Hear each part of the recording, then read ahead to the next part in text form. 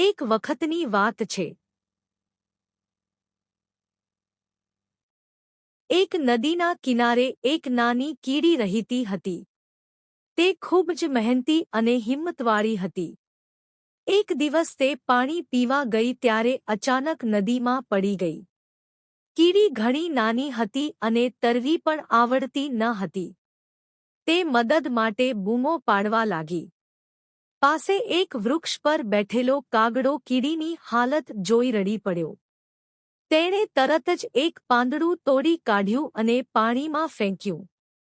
કીડીએ પાંદડા પર ચડી પોતાનું જીવ બચાવ્યું. થોડી જ વારમાં કીડીએ નીચે એક શિકારીને જોયો, જે હાથમાં ધનુષ ધારીને કાગડાને નિશાન બનાવી રહ્યો હતો. કીડી તાત્કાલિક જમીન પર પડીને શિકારીના પગ પર દાંત માર્યો.